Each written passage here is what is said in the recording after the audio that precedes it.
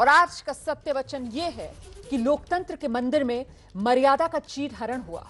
कल संसद में जो कुछ हुआ वो संसदीय इतिहास के काले पन्नों में दर्ज हो गया है। यूं तो देखिए पूरा मॉनसून सत्र ही आप जानते हैं हंगामे की भेंट चढ़ा। विपक्ष ने हंगामा बेशुमार किया और सरकार भी संसद को सुचारू रूप से चलाने की अपनी जिम्मेदारी निभाने में नाकाम रही। लेकिन कल तो तब हद हो गई ना। अभी तक पक्ष और विपक्ष आमने सामने हुआ करता था, लेकिन कल विपक्ष के सांसद और मार्शल आमने सामने आ गए तो हद हो गई। धक्का मुक्की हुई, अफरा तफरी मची। संसद की दीवारों ने अपनी आंखों से वो सब देखा जो कभी नहीं देखा था। और फिर क्या था, आज संसद से निकला उबाल सड़क तक आ पहुंचा।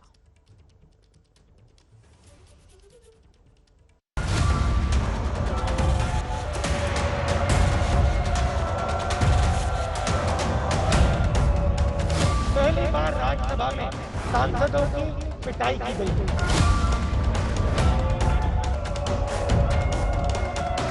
संसद को आवारा बना दिया जाए, लोहिया जी कहते थे, तो सड़कों को रोशन करना होगा। ये शुरुआत है।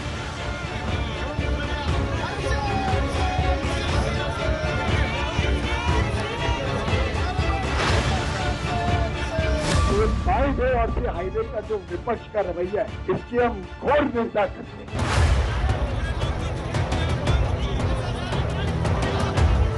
हिंदुस्तान का प्रधानमंत्री इस देश को बेचने का काम कर रहा है और ये घड़ियालू आंसू बहाने की बजाय इनको तो देश से माफी मांगनी चाहिए। कौन माफी मांगेगा, कौन नहीं मांगेगा, इस द्वंद्व में कौन जीता, कौन हारा और कौन हुआ बदनाम।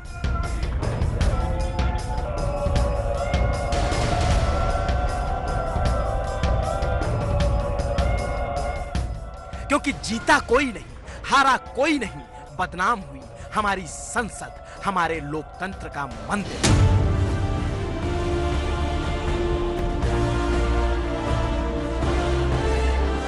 क्योंकि संसद के उच्च सदन में कल जो हुआ वो नहीं होना चाहिए था। नहीं होनी चाहिए थी ये धक्का मुक्की, नहीं होनी चाहिए थी ये तू मैं, नहीं दिखनी चाहिए थी संसद की ऐसी तस्वीर, लोकतंत्र के इतिहास की ये दागदार ताबीर।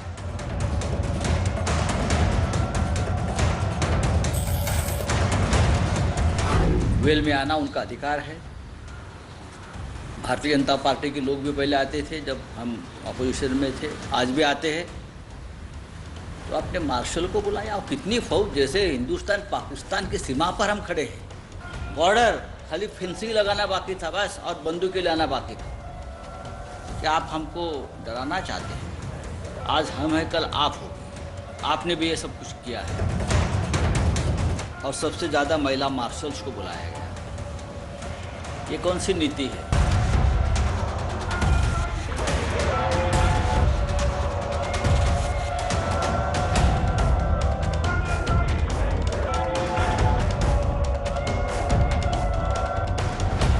भी नहीं बोला दिया जा रहा।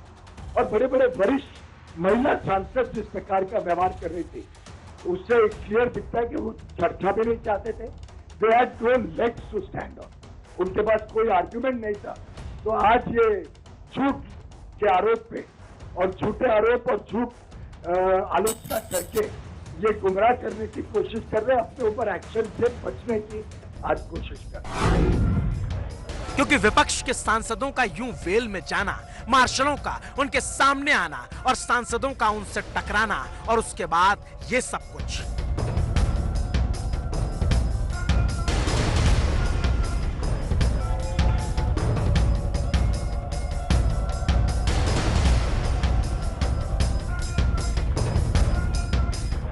ऐसा संसद ने शायद ही पहले कभी देखा हो, ऐसा संसद ने शायद ही पहले कभी सुना हो।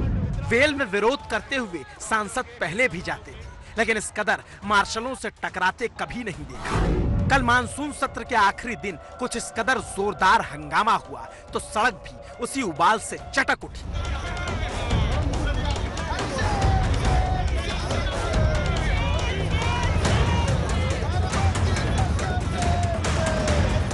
राहुल गांधी के नेतृत्व में विपक्षी सांसद उसी को मुद्दा बनाकर पोस्टर बैनर लिए विजय चौक की तरफ निकल पड़े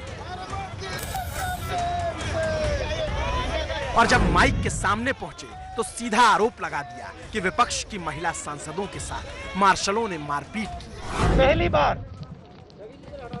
पहली बार राज्यसभा में सांसदों की पिटाई की गई है। बाहर से लोगों को बुलाकर नीली वर्दी में डालकर सांसदों को धक्का मुक्की मारपीट की गई। और आप ये सवाल पूछ रहे हो कि स्पीकर को दुख हो रहा है, वाइस चेयरमैन को दुख हो रहा है। चेयरमैन की क्या जिम्मेदारी है?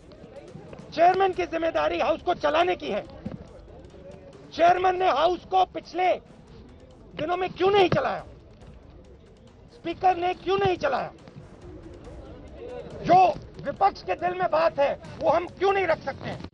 विपक्ष की पूरी फौज ने सरकार के ऊपर गंभीर आरोप लगाए तो सरकार यहां खामोश रहने वाली नहीं थी। और फिर क्या था, दोपहर होते होते 8 मंत्रियों की टीम प्रेस कॉन्फ्रेंस करने सामने आ गई और सामने से मोर्चा लिया राज्यसभा के नेता सदन पीयूष गोयल ने। जो बहुत ही दुखद शर्मनाक घटनाएं हमने लगातार इस सेशन में देखी, दोनों सदनों को चलने नहीं देना और खास तौर पे उच्च सदन जो राज्यसभा में जो व्यवहार रहा है विपक्ष का, उससे आज पूरे सदन की गरिमा भी टूटी है, गिरी है। चेयरमैन के ऊपर अनाप शनाप बेबुनियाद आरोप लगाकर चेयरमैन की डिग्निटी को भी इन्होंने बहुत हर्ट किया है। यानी सरकार का आरोप है कि विपक्ष ने मारपीट की और विपक्ष का आरोप है कि सब सरकार के इशारे पर हुआ। लेकिन यकीन मानिए जो कुछ हुआ वो ठीक तो कतई नहीं हुआ, क्योंकि हुआ कुछ यूं कि राज्यसभा में सरकार ने इंश्योरेंस बिल पेश किया। बिल के विरोध में विपक्ष के सांसद हंगामा करने लगे। हंगामा बढ़ा और विपक्षी सांसद वेल की तरफ बढ़ने लगे। उन्हें रोकने के लिए मार्शलों की बड़ी टीम उतार दी गई। पर इतना फोर्स मैंने मेरे इतनी कैरियर में देखा नहीं है। और राज्यसभा में और सदन में क्यों मार्शल के फोर्स की जरूरत पड़ती है? आप क्यों डिस्कशन नहीं दे सकते? क्यों आपकी महिला सांसद या कोई भी सांसद की बात सुन सकते? और फिर यहीं से शुरू हो गई धक्का मुक्की। छत्तीसगढ़ की कांग्रेस सांसद फूलो देवी ने आगे जाने की जिद ठान ली और आगे बढ़ने की हर मुमकिन कोशिश करने लग गई। और फिर ये तस्वीरें सामने आई और क्या हुआ था उस वक्त खुद उन्हीं से सुनिए।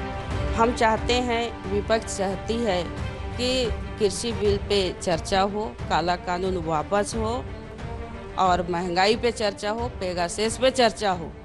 पर यहाँ के प्रधानमंत्री नरेंद्र मोदी जी एक दिन भी सदन में नहीं आए, न किसी प्रकार की बात हुई, विपक्ष का बात नहीं सुना गया, जिसके चलते इस कदर कल जितने सांसद नहीं थे उतने भारी तादाद में मार्शल बुलाया गया और सामने रखा गया और धक्का धुनी हुई है। और ऐसे धक्का दिया गया कि वहाँ पे पुरुष मार्शल थे और एक महिला सांसद को धक्का दे रहे हैं और महिला सांसद गिर रही है। अपनी बात कर रही हैं? बिल्कुल मैं अपनी बात कर रही हूँ। गिर गई और वहाँ पे टेबल था सामने में, टेबल में कमर के पास लगा जोर से, उसके बाद हाथ में मोच आया है, फिर पसली के पास लगा।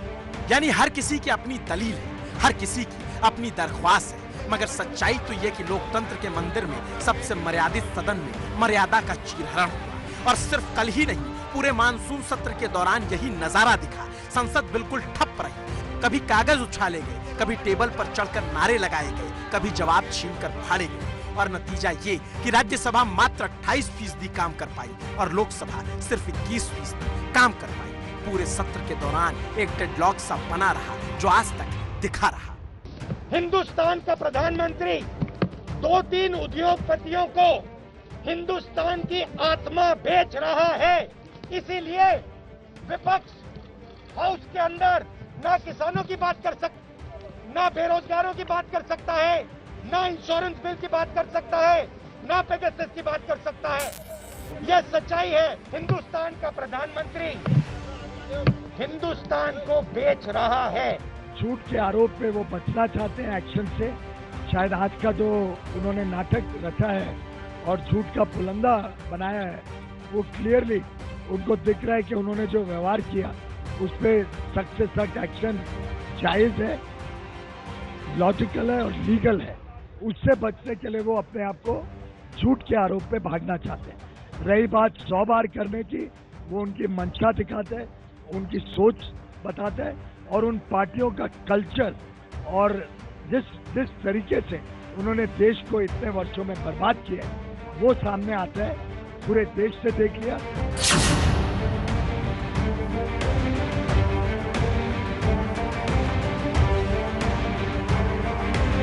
विपक्षी दलों के मार्च में शामिल है मनोज झा। सर, क्या मैसेज है आप लोगों का मार्च में? सीधे तौर पे संदेश है कि संसदीय लोकतंत्र की हत्या हो गई, रवायतें संग्रहालय में चली गई, मार्शल लॉ लगा करके technically, principally, actually martial law लगा करके आप इंश्योरेंस की तरह का कानून पास करा। क्या डिमांड?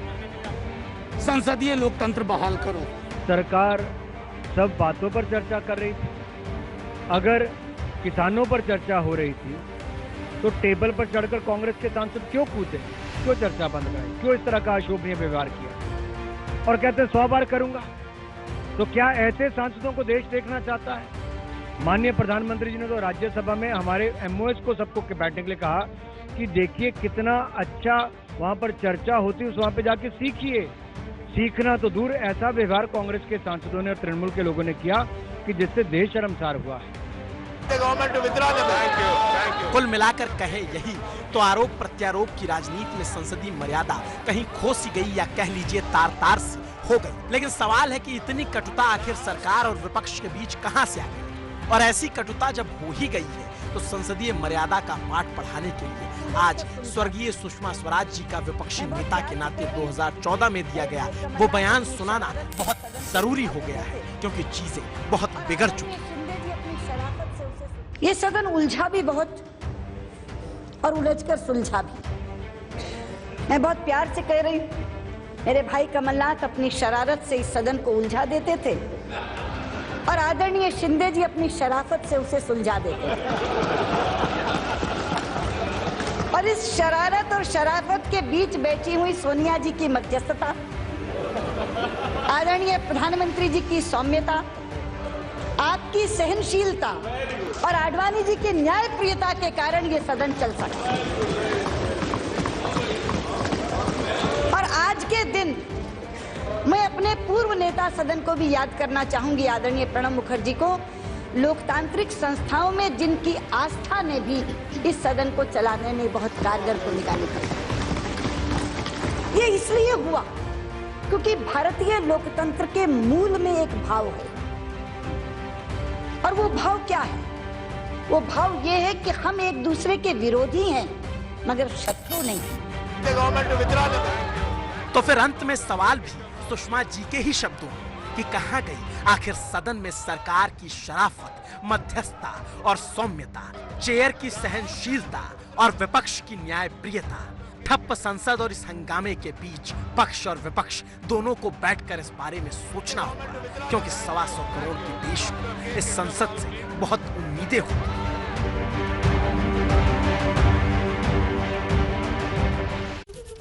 तो आज का सत्य वचन यही है कि संसद की गरिमा तार तार किसने की, ये सवाल अगर आप किसी से भी पूछेंगे तो जो जिस पक्ष का होगा ना वो अपने हिसाब से झट से आपको जवाब देगा।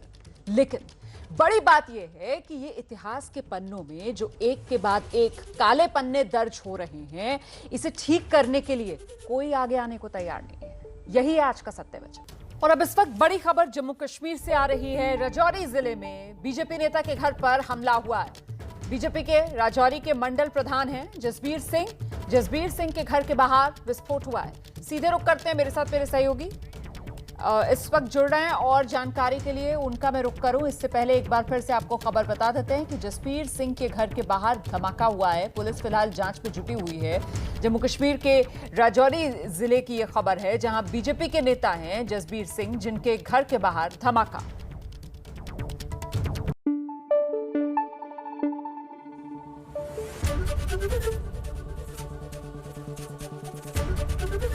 एबीपी न्यूज आपको रखे आगे।